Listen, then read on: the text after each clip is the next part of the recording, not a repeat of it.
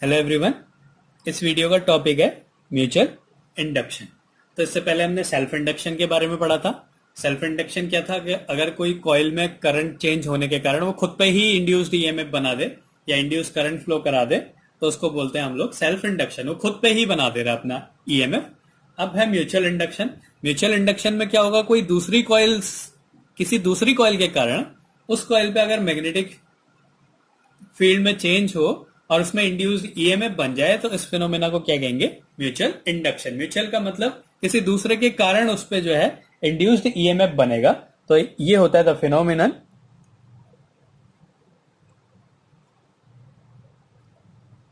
Phenomenon according to which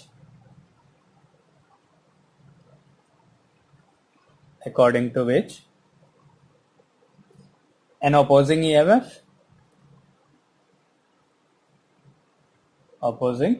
EMF is produced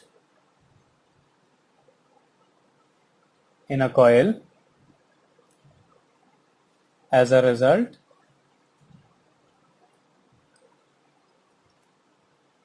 of change in current or magnetic flux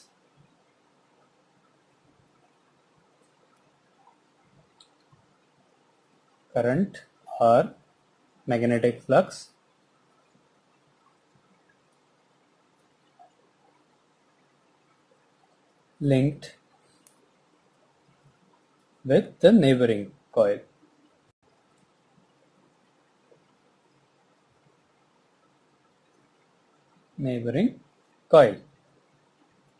तो किसी दूसरी coil के कारण अगर उसमें एक ऑपोजिंग ईएमएफ इंड्यूस हो जाए तो इस फिनोमेना को हम क्या कहेंगे, म्यूचुअल इंडक्शन। तो इसमें क्या होगा, जैसे फैराडे के एक्सपेरिमेंट था, जो दूसरा एक्सपेरिमेंट था जब कॉइल ली थी, एक इलेक्ट्रोमैग्नेट लिया था, तो उस फिनोमेना को बोलेंगे म्यूचुअल इंडक्शन जो उसमें हो रहा था। तो ये एक कॉइल है, एक सोलिनॉइड है, इसमें करंट फ्लो हो रहा है ऐसे। तो इसमें करंट फ्लो हो रहा है, माना इसका नंबर ऑफ टर्न्स N1 है, इसका फ्लक्स जो है वो φ1 है। तो इससे क्या होगा, मैग्नेटिक फील्ड लाइंस बनेंगी और इसके पास में एक दूसरी कॉइल रखी हुई है, ऐसे एक दूसरी कॉइल रखी है जिसमें गैल्वेनोमीटर रखा हुआ है। अब जब इससे मैग्नेटिक फील्ड बनेगा, ऐसे मैग्नेटिक फील्ड लाइंस इससे बनेंगी,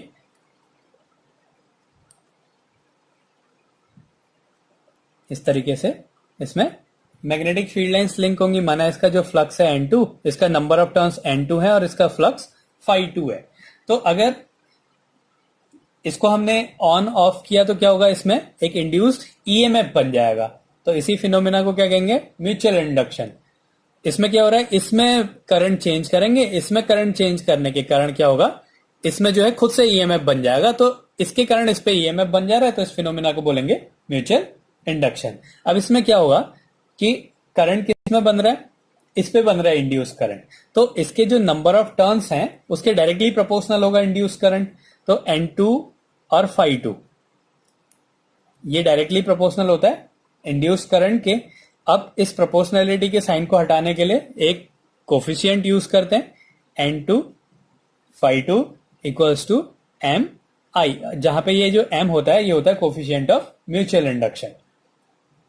तो कोफिशिएंट ऑफ म्यूचुअल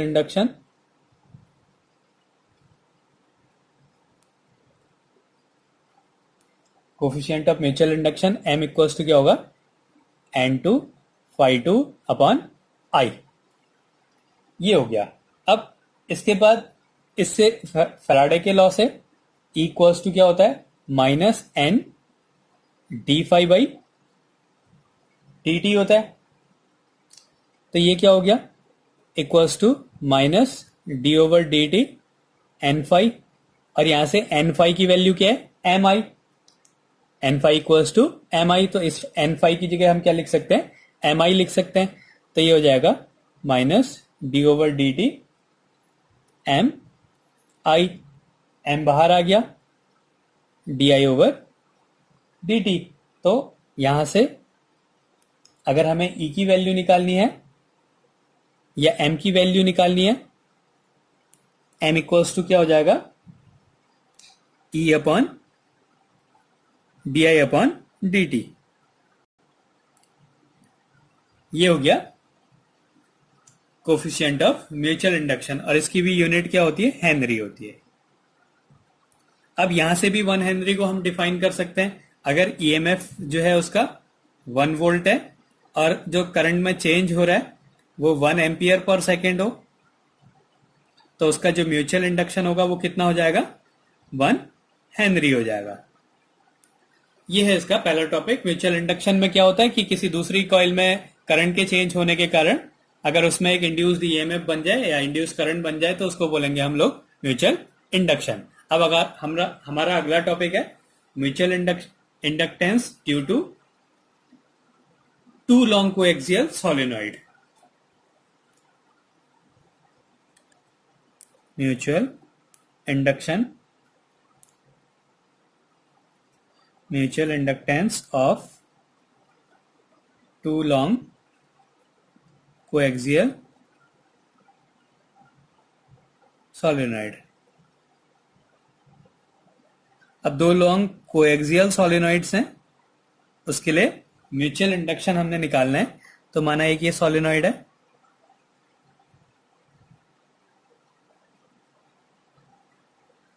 ये एक सोलेनॉइड है।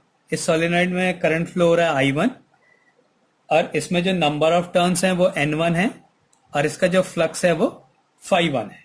ऐसी एक दूसरी कॉइल है, कोएक्सियल कॉइल्स हैं, ये एक दूसरी कॉइल है ऐसे, उसी के साथ हमने एक दूसरी कॉइल रख रखी है, ये है। इसमें हमने करंट निकालना है, इसका म्यूचुअल इंडक्शन निकालना है और माना इसमें जो नंबर ऑफ टर्न्स है N2 है और इसका जो फ्लक्स है वो φ2 है। तो हमें पता है कि जो M होता है वो N2 φ2 अपॉन I होता है। I की वैल्यू यहाँ पे I1 है, इसमें करंट फ्लो हो रहा है, इसमें करंट में चेंज करेंगे तो ये जो दूसरी कॉइल है उसमें खुद ही इंड्यूस्ड करंट बन जाएगा और माना उसमें जो नंबर ऑफ टर्न्स है N2 है और φ2 है उसका फ्लक्स, मतलब ये जो दूसरी वाली कॉइल थी, ये वाली जो कॉइल है वो ये है। तो यहां पे क्या हो गया कि जो कोफिशिएंट ऑफ म्यूचुअल इंडक्शन है इसकी वैल्यू क्या हो गई, N2 φ2 अपॉन ये जो करंट फ्लो रहा है इस करंट को लेंगे और ये क्या है, I1। तो M इक्वल्स टू आ गया N2 φ2 अपॉन I1। अब इस पे मैग्नेटिक फील्ड कितना होगा, इस कॉइल पे मैग्नेटिक फील्ड उतना ही होगा जितना ये वाला सोलेनोइड इस पे मैग्नेटिक फील्ड बनाएगा, क्योंकि करंट इसमें फ्लो हो रहा है। तो इसका जो मैग्नेटिक फील्ड हो जाएगा B2 या B1, ये क्या हो जाएगा, mu not, number of turns इसी के लेंगे N1, ये कैपिटल N ले रहे हैं तो हम N अपॉन L लेंगे, I1 अपॉन L, ये मैग्नेटिक फील्ड हो गया। अब फ्लक्स की वैल्यू क्या होती है, φ2, जो दूसरी वाली में फ्लक्स है, φ2 इक्वल्स टू क्या हो गया, B2 इंटू A। तो B2 की वैल्यू पुट कर देते हैं, mu naught N1 I1 A upon L। अब फिर से म्यूचुअल इंडक्शन क्या होता है, M इक्वल्स टू N2 φ2 की वैल्यू क्या है, mu naught N1 I1 A upon L। N2 φ2 हो गया N2 φ2 अपॉन I1, ये हो गया। अब I1 से I1 कैंसिल हो गया,